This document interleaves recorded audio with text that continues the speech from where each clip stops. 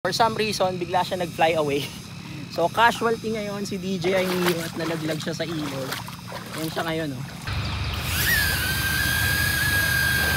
Oh, di ba? Uy! Nalaglag sa tubig.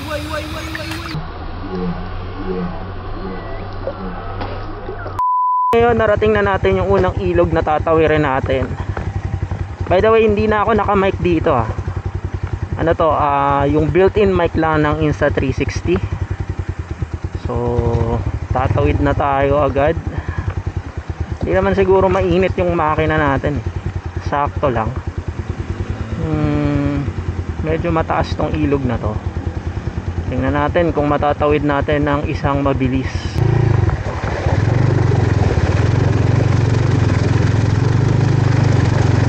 So, medyo malalim. So, ang technique dito, dire-diretso ka lang, alalay lang sa clutch. Yes. Medyo malalim yung ating nadaanan, pero carry lang itong ating scrambler.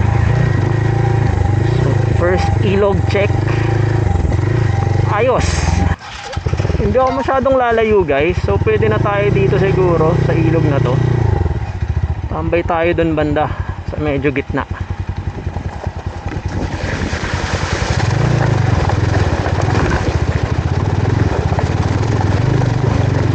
Technique, huwag mo masyadong hawakan yung manibela, hayaan mo siyang mag shrivel. So hanap lang tayo siguro ng spot natin dito, pwede na tayo ditong tumambay.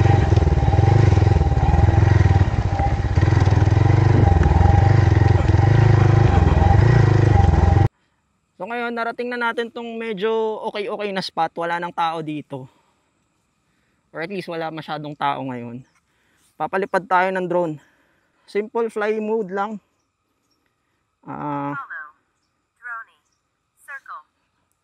Direction track muna. Rocket, spotlight, direction track. Medium, direction track. 3, 2, 1. Okay. Detected. Let's go.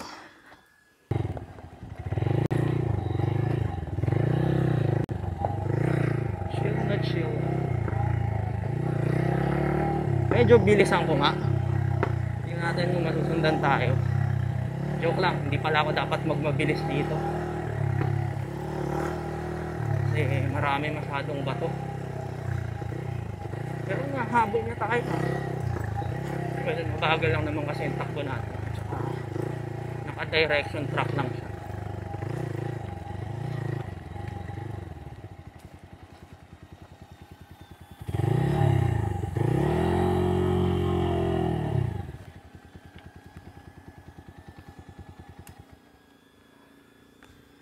Ayos, sabit ko muna siya dito. Ito yung kagandahan dito kay Neo, eh. Hindi mo siya masyadong kailangang ingatan.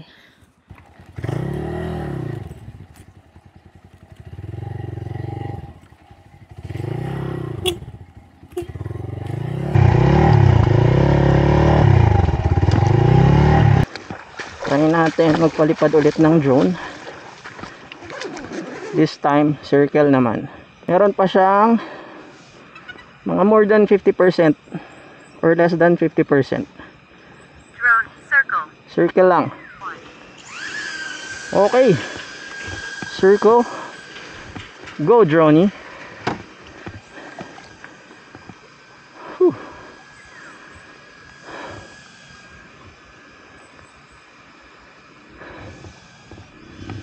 Sana. Oh. Ganda. Awesome. Whew. This time nakatayo naman tayo. Okay. Whew. Dito na tayo tatambay muna. Papalamig. Tampisaw ng konti.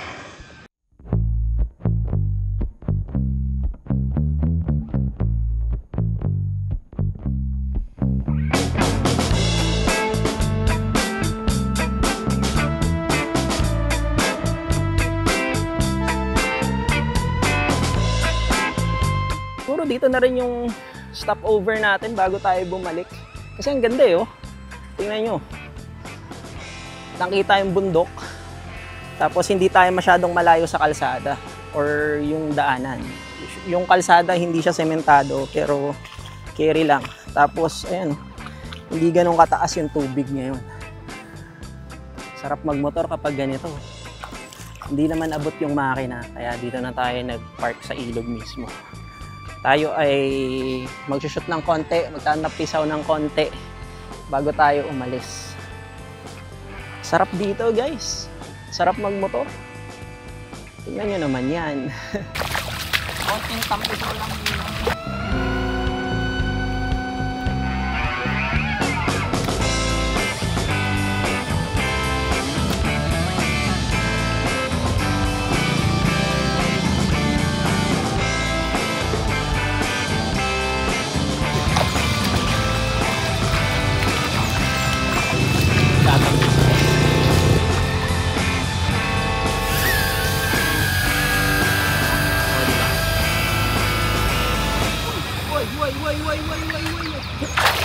Nalaglag sa tubig. Okay. Casualty. DJI Neo nalaglag sa ilog. Basa. Masyado tayong masaya. Nagpalipad tayo ng Neo. Tapos for some reason bigla siya nag-fly away. So casualty ngayon si DJI Neo at nalaglag siya sa ilog. Yan siya ngayon oh. So pagkalaglag niya, kinuha ko agad, tinanggal ko yung battery. Tapos yan, basa. Tambay muna natin yan dito sa harab. Tapos dyan natin siya papatuyuin. Syempre, naniniwala tayo nagagana pa rin yan si DJI Neo.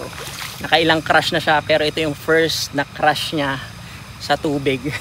So sana hindi siya ma-water damage. Kapag gumana to si Neo, after natin siyang patuyuin at linisan, tapos nandun pa rin yung footage natin, believe na ako talaga dito sa drone na to.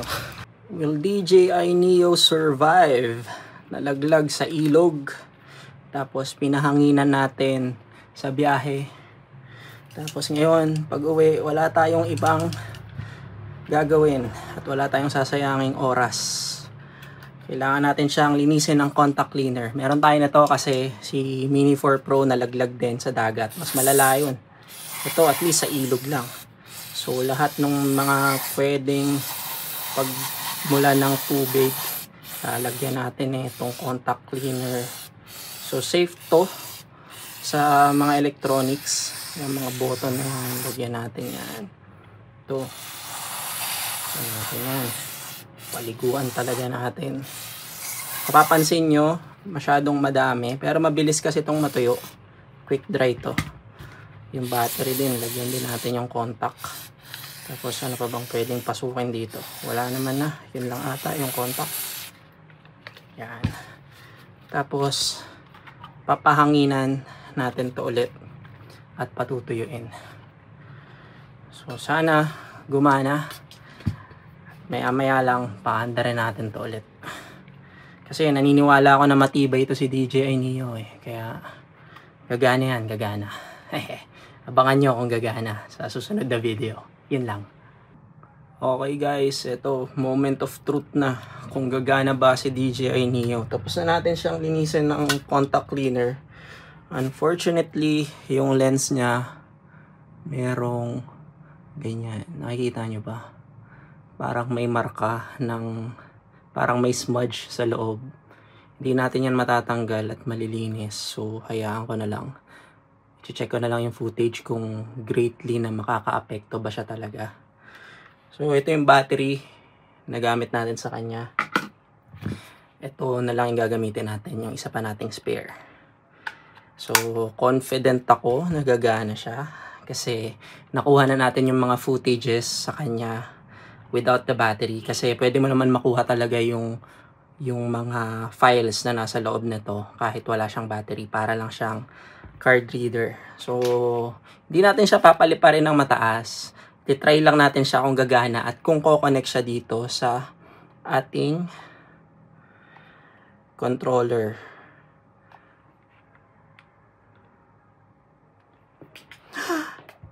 Ayaw gumana. Uy! Gumana guys. Ano to? Naghahanap ng firmware. Tsaka na mag-update. Oy! Tingnan nyo naman. Gumana. Hindi ko lang alam kung gagana ba siya talaga. Pero gumana eh. Check natin yung files. Yung mga footages kung nandito. Oy!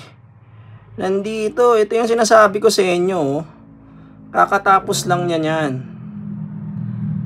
Bago siya mag-crash. O diba? Fast forward natin. Follow mode yan guys. Tignan natin yung iba. Ayan o.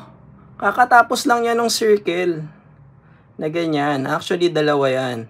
May mas nauna pa. Ito. Imagine kakatapos lang yan ng ganyan. Tapos ito yung last footage niya. Bago siya mag-crash. Tada. 1 second lang. Kasi sobrang bilis talaga. Talagang moink. Bumagsak na lang siya. Pero ang galing gumana. Check nga natin kung lilipad or mag-i-engage lang. Take off. Well, gumagana rin naman. Hindi ko siya pwedeng paliparin kasi aangat yan. Tatama na dyan sa inyo. Oh. Mukhang ayos naman. Gumagana. Ang galing talaga na itong Neo. Chill na chill lang. Well, problema na lang natin is yung yung smudge sa lens. Sana hindi siya masyadong pangit. Kung maganda rin naman yung footage or okay lang naman yung footage, hindi ko na siya babaguhin siguro. Or hindi ko na kakalasin. Hayaan ko na siyang ganyan. DJI Neo Survive. Ayos. Solid. Solid na solid. Yan lang. See you in the next video. Mabuhay!